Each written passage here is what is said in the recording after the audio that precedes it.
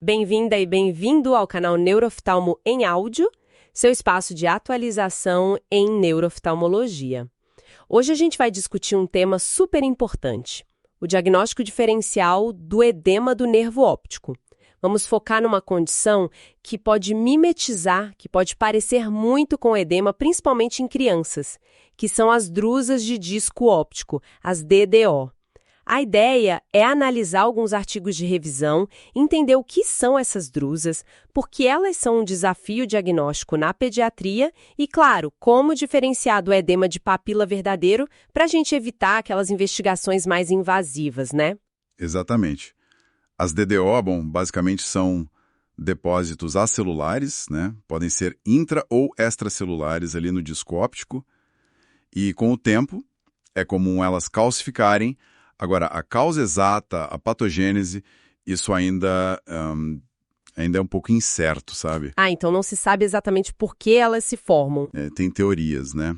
As principais falam de um distúrbio no metabolismo do axônio, tipo um fluxo axoplasmático mais lento, ou talvez discos ópticos que já nascem um pouco diferentes, displásicos, ou até um canal escleral mais apertadinho comprimindo o nervo.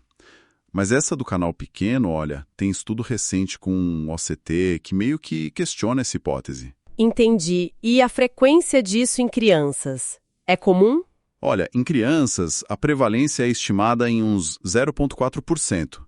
É um pouco menos que em adultos, que fica ali entre 0,5% e 2,4%. E por que essa diferença? Provavelmente porque nas crianças as drusas costumam estar mais enterradas, mais profundas, sabe? Aí é mais difícil de ver no exame inicial. A gente observa também que é mais comum em mulheres, em caucasianos e, na maioria das vezes, mais de 2/3 dos casos, é bilateral. E tem uma tendência familiar, sim. E aí que mora o perigo na pediatria, né? Se elas estão enterradas. Exato. Elas só vão ficar mais superficiais, mais visíveis lá pra frente, né? Com uns 12 anos em média. Antes disso, aquele disco elevado, com as margens meio borradas, pode parecer muito um edema de papila. É o que chamam de pseudopapiledema, certo? Perfeito, é isso mesmo. O pseudopapiledema, e isso causa uma confusão diagnóstica enorme. Imagino. E as consequências disso? Levar a exames desnecessários. Com certeza. Um diagnóstico errado pode iniciar uma série de exames para investigar a hipertensão intracraniana, neuroimagem, ressonância, tomografia e até punção lombar. Tem um estudo que mostrou a diferença de custo. Começar com um ultrassom custava uns $300.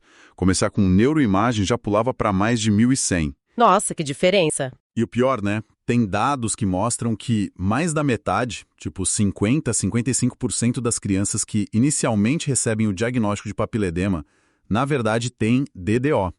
Pensa no alívio para a família e para a criança. Evitar um procedimento invasivo sem necessidade. Sem dúvida. Bom, então como a gente diferencia?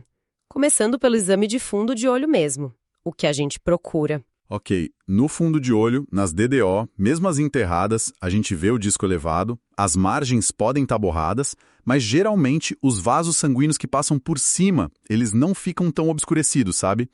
Se as drusas forem mais superficiais, aí pode ter aquele aspecto clássico, meio irregular, lumpy-bumpy que falam. Aquele aspecto nodular. Isso. E é comum ter vasos anômalos também.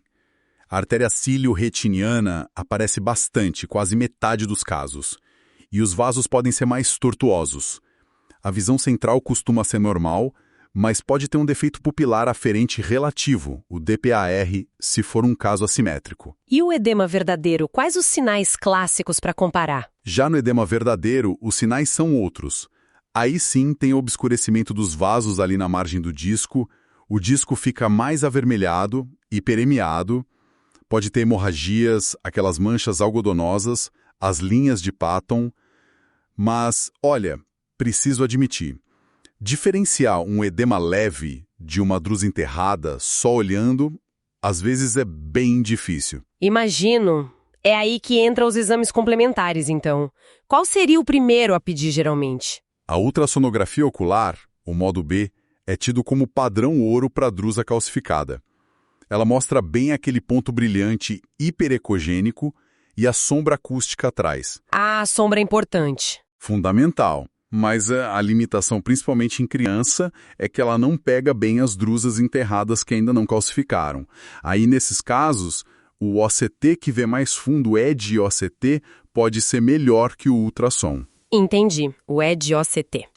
E além do ultrassom e desse OCT especial, o que mais ajuda nesses casos difíceis de drusas não calcificadas? Bom, o próprio OCT normal, o SD-OCT, pode dar umas pistas, mas esses mais novos, o ED-OCT e o SS-OCT, que usam fontes varridas, eles enxergam melhor as estruturas profundas, então são melhores para achar essas drusas enterradas. A análise da camada de fibras nervosas, a CFNR, ela pode confundir.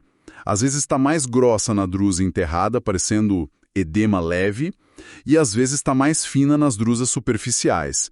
Não é tão simples, não é? O afinamento da camada de células ganglionares pode até vir antes da perda da CFNR. Outros exames, a autofluorescência, a FAF, é boa para a drusa superficial, mas para as enterradas nem tanto. Já a angiofluorescenografia, a AFG, essa é bem útil para excluir edema. Excluir? Como assim? Porque na DDO o corante impregna tardiamente, mas não vaza. No edema verdadeiro, o vazamento do corante é o sinal-chave. Um detalhe, em criança com drusa enterrada, a AFG pode não mostrar aquela impregnação em nódulos típica. E a tomografia computadorizada, a TC, detecta cálcio, mas o ultrassom é melhor e não tem radiação. Então, para isso, não é recomendado em criança. Ok, bastante ferramenta diagnóstica. E mesmo sendo benigna na maioria das vezes, as DDO podem dar complicação, né? Podem sim. A mais comum é defeito no campo visual. Afeta mais da metade das crianças com DDO e a gente detecta lá pelos 14 anos em média. Geralmente é no campo nasal inferior. Hemorragias perto do disco também podem acontecer. E problemas mais sérios, tipo isquemia? São mais raros, felizmente, mas podem acontecer. Neuropatia óptica isquêmica anterior não arterítica, anóia NA e oclusões de vasos podem aparecer em pacientes com DDO mais jovens do que o usual.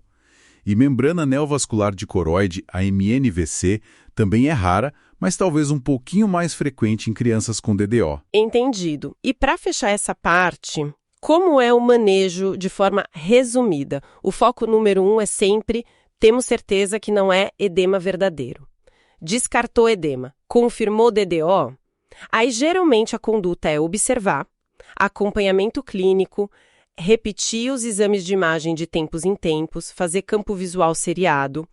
É bom ficar de olho na pressão intraocular também, na PO, e tratar a pressão se o campo piorar. Olha, existe uma discussão sobre usar colírio para baixar a PO se o campo visual estiver progredindo, mas assim, não tem um consenso definitivo sobre isso, não. Perfeito. Acho que a mensagem principal ficou bem clara. É isso, a mensagem-chave é: drusa de disco óptico enterrada em criança é um diagnóstico diferencial muito importante do papiledema, precisa avaliar com cuidado, usar os exames certos, ultrassom, talvez ED-OCT, FAF, FG, para evitar procedimentos invasivos, caros e estressantes para todo mundo. Com certeza. Mas para a gente pensar um pouco, sabendo que DDO pode sim coexistir com edema verdadeiro e que os exames não são 100% perfeitos para pegar aquelas drusas bem pequenas enterradas sem cálcio.